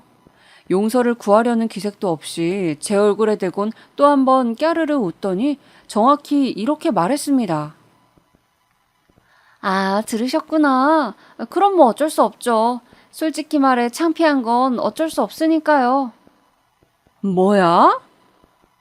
솔직히 형님과 저희들이 수준이 다른 건 맞잖아요. 우리가 같아요, 그럼? 지방대 출신의 그저 그런 집안 출신인 형님이랑 저희가 어떻게 같아요? 거기다 이번엔 형님 친정 완전히 망했잖아요. 저희는 그런 출신 집안 사람 같은 며느리라고 인정하기 싫어요. 맞아요. 저희가 지금까지 형님 대접해드린 건 시부모님 봐서지 형님 봐서가 아니에요.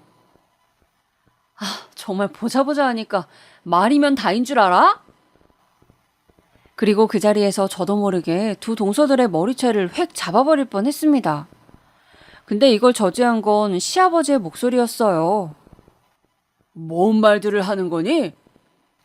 시아버지의 불호령에 동서 둘 다 살짝 어깨를 움찔하더라고요. 사실 시아버지가 평소엔 별 말씀 없으시지만 한번 화를 내시면 가족들 모두 꼼짝 못할 정도의 위력을 가지신 분이었거든요. 지금 너희들보다 위인 사람한테 그게 무슨 말버릇이야? 뭐야? 형님으로 인정하기가 싫어? 니들이 뭘 잘났다 그따위 말을 짓거리는 게야? 아버님, 저희는 그게 아니고. 조용히 안 해?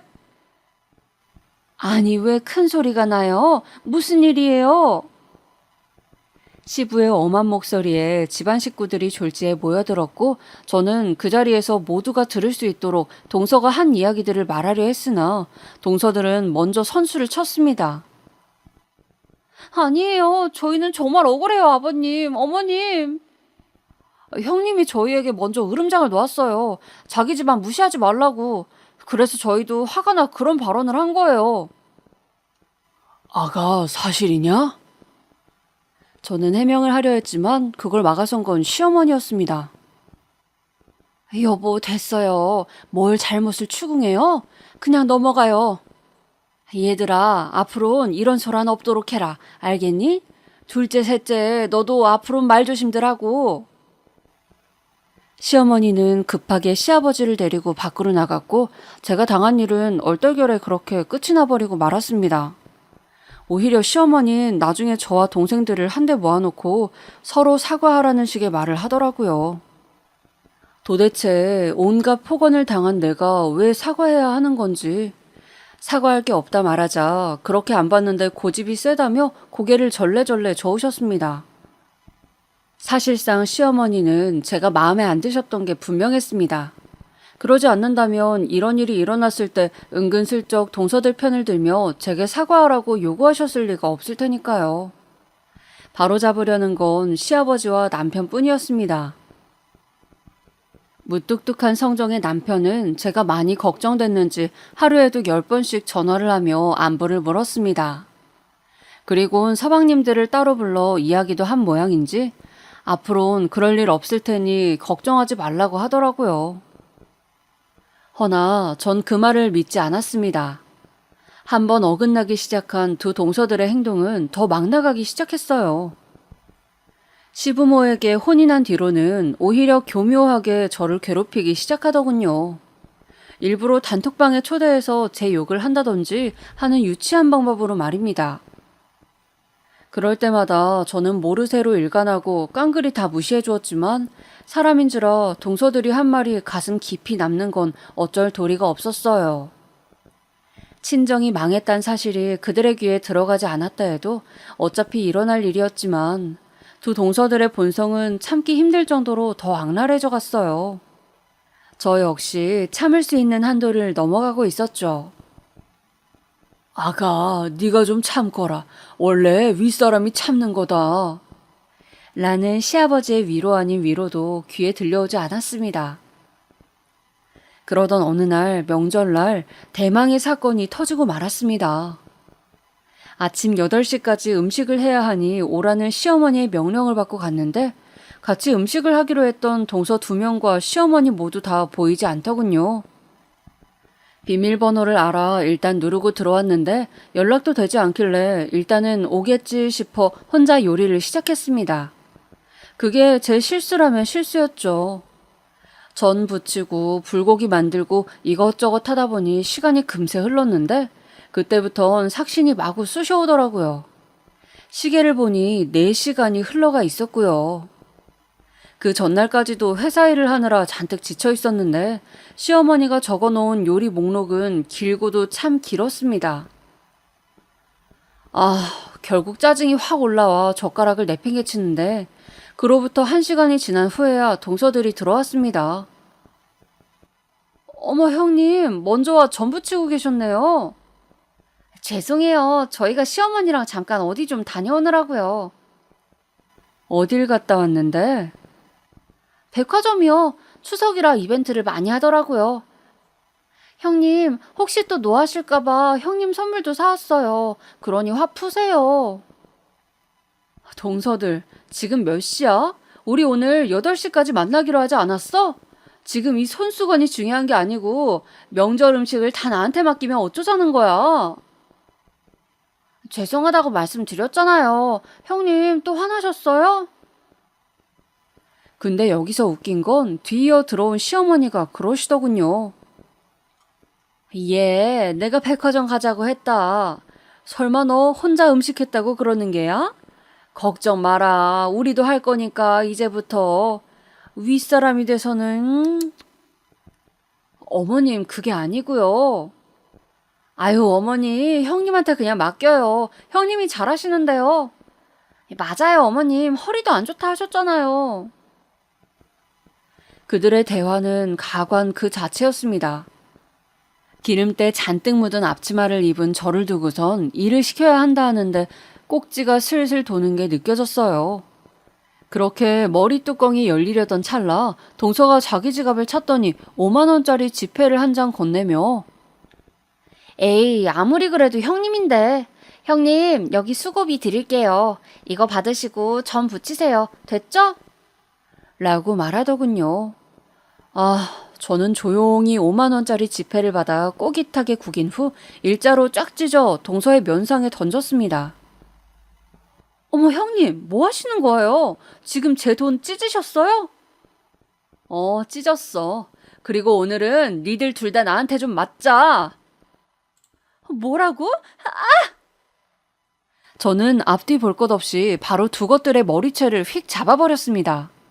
저도 모를 힘이 단지에서부터 끌어올라왔는지 시어머니조차 밀치고 동서들의 머리채를 잡고 미친 듯이 흔들어 버렸죠. 분명 요리하느라 온 진이 다 빠져 있었는데도 불구하고 그 상황에서는 폭발적인 힘이 뿜어져 나오더라고요. 나중에 들어온 서방님들과 남편이 허둥지둥 달려와 저를 말렸습니다. 그런데 남편이 저를 말리려더니 서럽더라고요. 그래서 제가 엉엉 울면서 지금껏 있던 일을 남편에게 모두 말했죠. 역시나 남편의 표정은 무섭게 변해갔고 그 후 믿을 수 없는 일이 벌어졌어요. 남편이 조용히 주머니에서 핸드폰을 꺼내더니 다들 핸드폰 확인하세요 라고 말하더군요. 핸드폰? 당신도 핸드폰 확인해봐. 남편의 말에 저도 일단은 얼결에 핸드폰을 확인했는데 충격적인 사진들이 있더라고요. 바로 두 동서가 팔짱 끼고 나이트에 들어가는 사진, 남자들과 나오는 사진들이었습니다. 지금부터 날짜별로 전송할 거예요. 뒤이어 남편이 한 말과 함께 날짜별로 동서들이 나이트에서 나오는 사진, 남자들과 함께 모텔로 들어가는 사진들이 전송되었습니다. 서방님을 포함해 가족 모두가 아무런 말을 하지 못했죠. 그야말로 얼음 같은 침묵이 흘렀습니다. 이 침묵을 깬 건 손뼉이 뺨을 치는 소리였습니다. 첫째 서방님이 동서의 뺨을 내려치는 소리였어요. 못된 년, 내가 걸리지 말라 했지? 여보, 내가 가려한 게 아니고 작은 동서가 나를 꼬셔서. 지금 이 상황에서도 누굴 탓하고 싶어? 여보, 정말 미안해. 내가 잘못했어. 그때 한번 걸린 거로는 부족했어? 소송이혼 들어갈 줄 알아. 각오하고 있어. 그제야 저도 돌아가는 상황을 눈치챌 수 있었습니다. 알고 보니 남편은 서방님에게 은밀히 동서들의 바람에 대해 들은 적이 있었고 행적이 의심스러워 흥신소를 고용해 동서들의 뒤를 밟아 사진 증거 자료를 받았다고 하더라고요. 언젠가 밝힐 날만을 기다리면서요. 근데 늘 저를 무시하던 동서들이 기어이 선을 넘자 남편도 참지 못하고 터뜨려 버린 거였죠. 서방님들에겐 상처가 될 테였지만 동생들도 정신 차리고 이혼했으면 하는 마음에서요. 나중에 제가 왜 나한테 미리 말하지 않았냐고 물었는데 남편 역시 흥신소를 고용하기 전까진 확실치 않아 말하지 못했다고 하더라고요. 아무쪼록 명절날 흥신소에서 저에게 큰 선물을 안겨준 것과 다를 바 없었습니다. 거기다 대학 동기였던 그들이 나란히 쌍으로 바람을 피웠다는 사실은 역겹기 그지 없었어요. 심지어 둘은 대놓고 인터넷 커뮤니티를 돌아다니며 남자를 구한다는 말까지 쓰고 다녔다고 하더군요. 파도 끝도 없이 나오는 더러운 행위들에 숨이 막혀올 지경이었죠. 서방님 중 한 분은 그 충격으로 알아 누우실 지경이었고요. 시어머니는 내가 사람을 잘못 들였다며 땅을 치고 후회하셨습니다. 지금 동서들이요? 동서들은 나란히 이혼을 당하고 찍소리도 못하고 살고 있다 합니다. 아마 또 2명이서 신세 한탄이나 하며 남자를 물색하고 다닐지도 모르죠. 하지만 더 이상 그런 질 나쁜 사람들에겐 관심 두지 않으려 합니다. 저는 남편과 계획 임신으로 아이 하나 낳고 잘 살고 있습니다. 그 전과 달라진 점이 있다면 남편과 전보다 더 깨볶는 사이가 되었다는 거예요. 왜 그런 말 있잖아요. 현생의 부부면 전생의 원수다. 만약 그 말이 사실이라면 저희는 정말 지극히 원수였던 게 틀림없습니다. 이렇게 저만을 아껴주고 가족을 위해 헌신하는 남편을 보면 말이죠. 요즘은 남편이 고마워 저절로 엉덩이라도 두들겨주고 싶어진다니까요. 저 너무 팔불출 같나요? 그래도 어쩌겠어요. 마지막으로 이 사연을 쓰기 전엔 제 치부가 될까 망설여지기도 했는데 막상 쓰고 나니 속이 너무 후련하고 통쾌하네요. 이런 사연 채널 만들어주신 유튜브 관계자 여러분들 감사드리고요. 제 이야기 들어주신 여러분들도 모두 감사합니다. 항상 행복하세요.